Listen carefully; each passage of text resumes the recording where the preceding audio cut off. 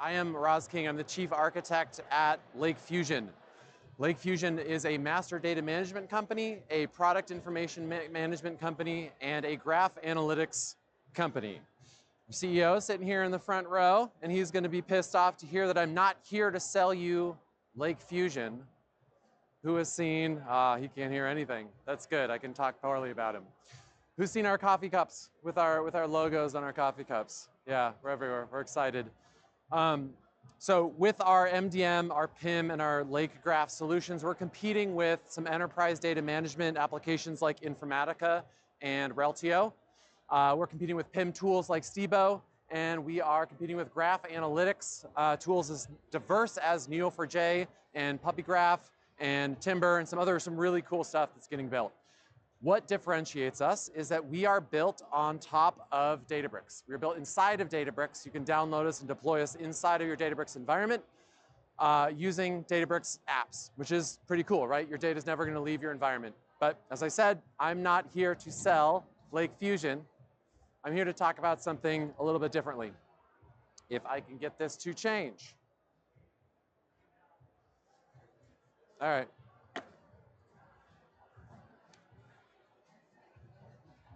There we go.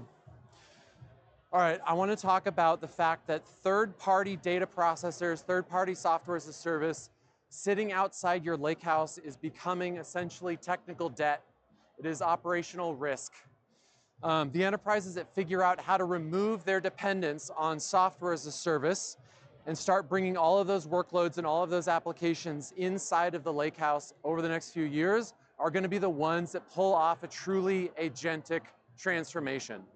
I want you to rethink what your enterprise architecture needs to look like over the next 5 years. Question the assumption that data should ever be processed outside of the boundary that governs it.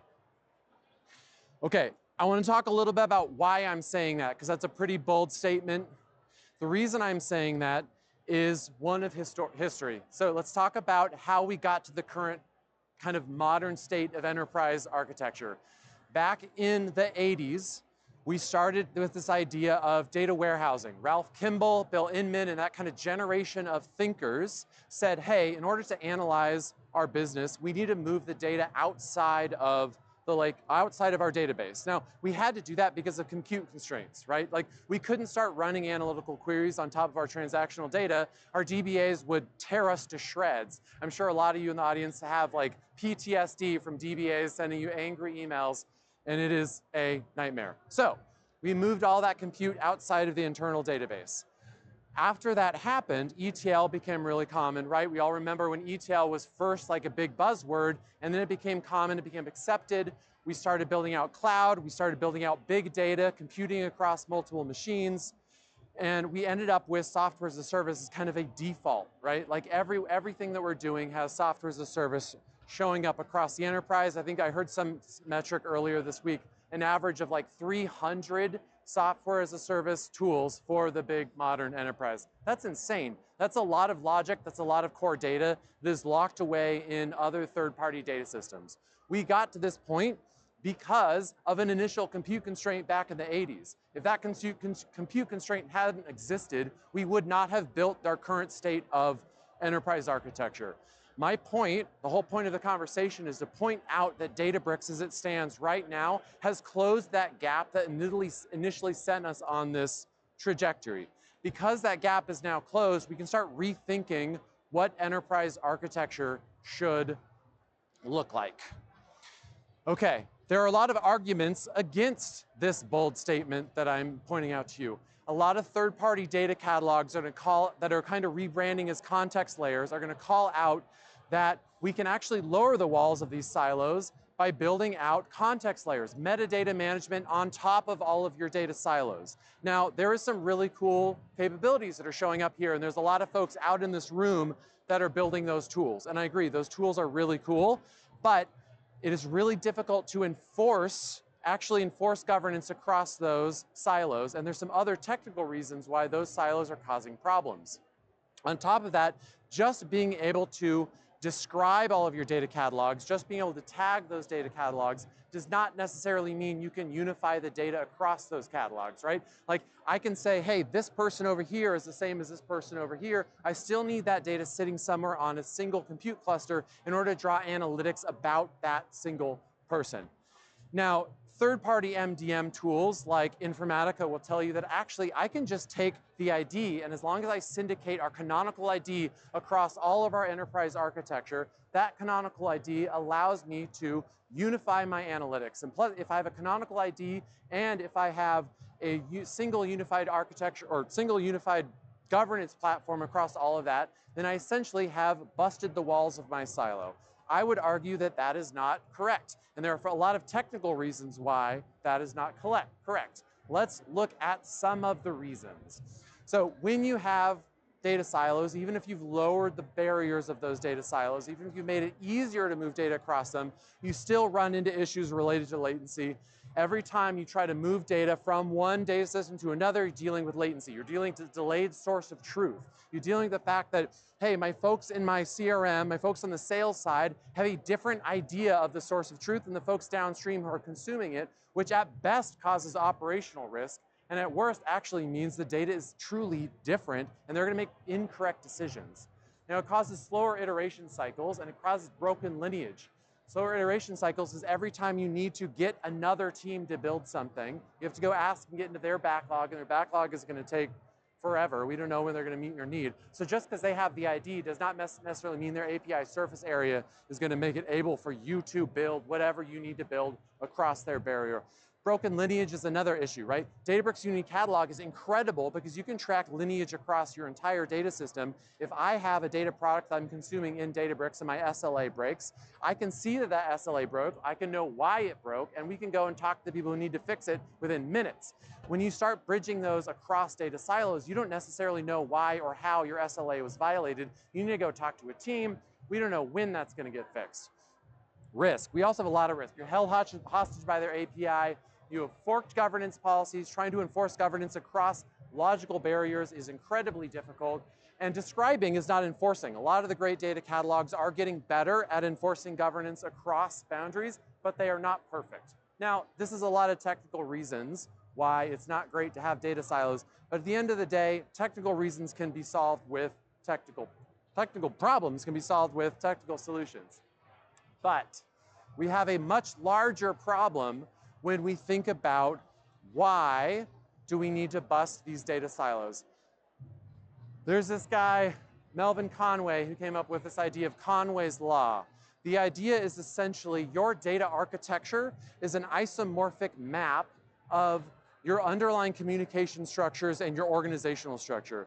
That means all of the software as a service industries didn't start creating data silos. They simply sold into data silos that already existed. If we need to bust data silos, we also have to enact organizational change. We cannot simply solve all the technical problems I pointed out in the previous slide through technical solutions. We need organizational change to bust those silos. But we also need technical change, right? It's kind of a chicken and the egg problem.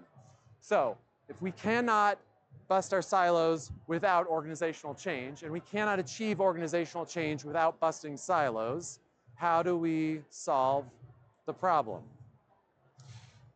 All right, I told you earlier that I wasn't going to try to sell LakeFusion, and that was a bold-faced lie. MDM is a fantastic tip of the spear for busting data silos. So the reason it's fantastic is a couple different reasons. One, MDM exists as a concept because we understand at an enterprise level, we have the same version of customer, the same entities across many different source data systems. We need to be able to resolve those differences and figure out who is that single source of truth. So MDM is where most enterprises feel the software as a service sprawl pain first and foremost. The other reason MDM is a fantastic tip of the spear for enacting the organizational change you need to bust data silos is that when you do MDM initiatives, you need to bring the IT and the business together. You're bringing data engineers, you're bringing product engineers, you are bringing your governance folks, you are bringing all the business folks that are working day to day on the actual data and are dealing with the sprawl of MDM or sprawl of SaaS, into the same room to talk about, hey, how do we build MDM initiatives? How do we centralize our source of truth across all of this sprawl? That is why MDM becomes an incredible tool for busting silos. I want to talk a little bit in practice about how this works, because we've done this, right? We're an MDM company. We're doing this every day. Every customer we work on is working with us because they want to bust these silos and centralize their operations, centralize the running of the business, not just the analyzing of the business on Databricks. So one of our current customers is a global apparel and footwear brand. They have a bunch of fragmented customer data across 4 different sources of truth, and they were really struggling to do market segmentation. They were struggling to understand, hey, how do I sell into this specific customer when I don't actually know that we have a single source of truth for that customer. They built a homegrown entity resolution system in Databricks, and it was not scaling. They still had duplicates leaking in. They had no ability to build an iterative platform that allowed them to improve data quality over time. This is what MDM is really good at. So we worked with them, we deployed our application, we mastered 23 million custom records, and now they have a single source of truth for customer, which is great, but it's also not really that cool, because we can do a hell of a lot better. We haven't busted any silos. We just essentially created a new silo. Now it's sitting in Databricks. What we really want to do is move all of the operations, move their entire business into Databricks. So the next step, oh, that's right, I have this slide. That's a screenshot of the tool. Looks pretty sweet, doesn't it? All right, the next step is we want to start mastering products inside of our LakeFusion PIM solution. So because they have a lot of customers, they also have a lot of customers they want to sell to, and they want to be able to manage all of that sales data. A ton of SKUs running in a bunch of different product taxonomies. We want to center that into a single source of truth as well. So we use our PIM tool to master all of that data. That's another really cool story, right? Now we've got their customer data and their PIM data mastered in Databricks with LakeFusion. Again, great story, but it can get a hell of a lot cooler. So the next step is we start thinking about what is the relationship between a product and a customer. That is a transaction.